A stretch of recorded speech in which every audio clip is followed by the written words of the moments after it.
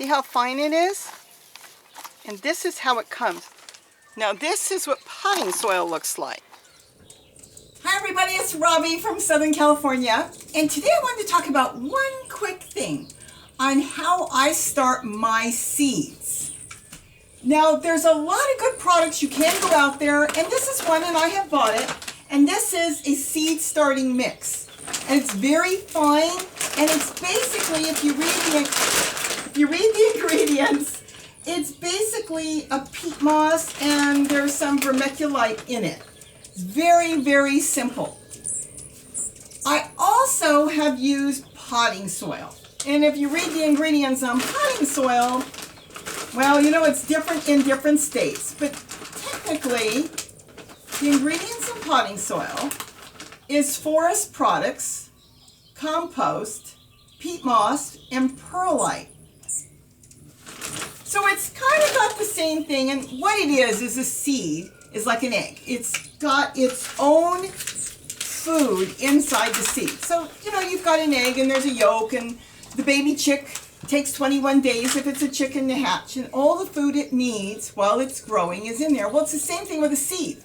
So that's why your seed starting really doesn't have much. You don't need much.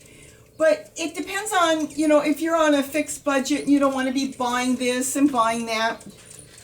Let me tell you something. I've done it a few different ways. One way is if you're going to plant in big trays, like I've got the 2 system where I put a big tray about that deep and put soil in it and plant my seeds, and then I drop that in the other tray. I'll put the link to my 2 system tray. Then you're going to use quite a bit, and one bag may not last you. So you may want at that point, if you're on a fixed budget, to think about other ways. Some of the ways you can do it, and again, this depends on how you're growing your own seeds, is you could use half potting soil. It's worked for me.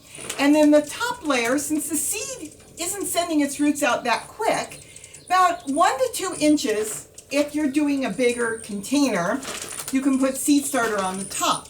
That's one way of doing it. And this way you're kind of lowering your costs by getting some potting soil and then the seed starter, because usually the seed starter, a small bag like this, it's 3 pounds.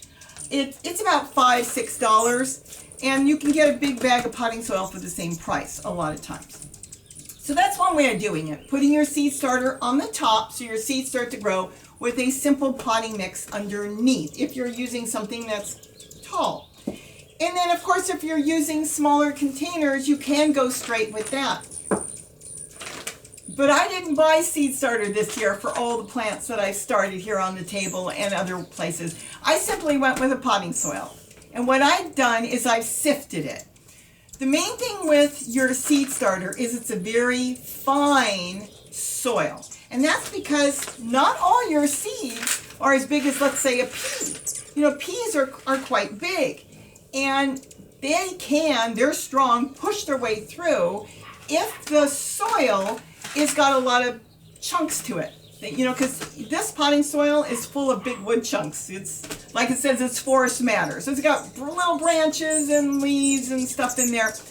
And some of your real fine seeds, like let's say your mustard seeds, or even some of your tomato seeds, they really have to work to push their way up. So you're trying to make life easier for the seed to get its good start and push its way up so it can start growing its leaves. But I have found by sifting potting soil, it has done the same thing for me. So it's kind of like what you want to do. It also may depend on what you're growing as well. But if you want to try that, try sifting a good potting soil and get a sifter, sift it, and then plant your seeds. It's worked for me, and that's another way of doing it. So you can either sift it, you can use it straight, but again, you won't get possibly the production on your seed growth because some of your seeds might get pushed down too far, and your very tiny seeds, you're only going to plant them double their width. So, I mean, you think of how tiny they are, and that's why the finer soil works better for them. Now this, I want to show you here, is seed starter. See how fine it is? And this is how it comes. It's a very, very, very fine soil. That's so the seeds can easily grow. It's literally dust. That is seed starter. Now I'm going to show you what plain old potting soil looks like. Now this is what potting soil looks like.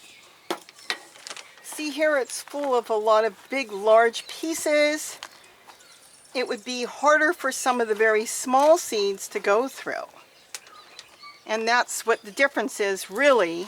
There's more nutrients added in here that young seeds don't really need. But see the pieces?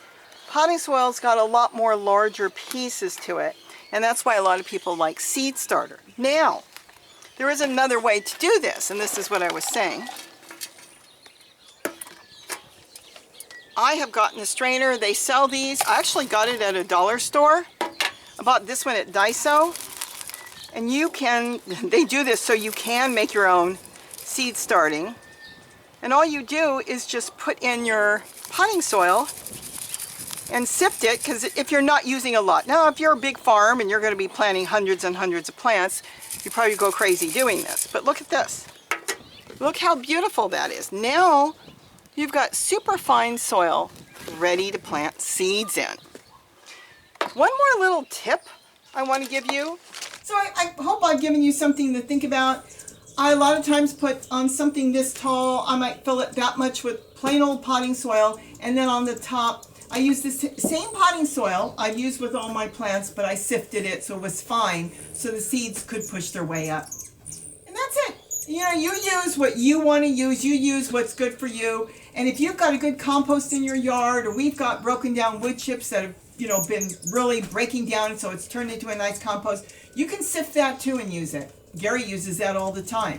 So anything that you think will work, and you know what, try it. If you're not sure, try it. Remember, I compost in place, and I've got seeds coming out of the kitchen, peppers I've grown, and tomatoes and squash. They're growing right in the compost, so they're not that particular. A lot of the certain plants like tomatoes and your peppers and your squash, they're heavy feeders, so they enjoy the compost as it's breaking down. So that's why, when people think, well, why do you have to buy a seed starter when it's just going to grow? And that's true. When it's time to grow, it's going to grow right away. So think about, you're probably starting your seeds now in the house, and gee, we can start seeds all through summer and then still put things outside. So think about how you want to do it. I use regular potting soil. I just sift it. It works for me. But again, there's always the seed starting mixes, and basically it's peat moss.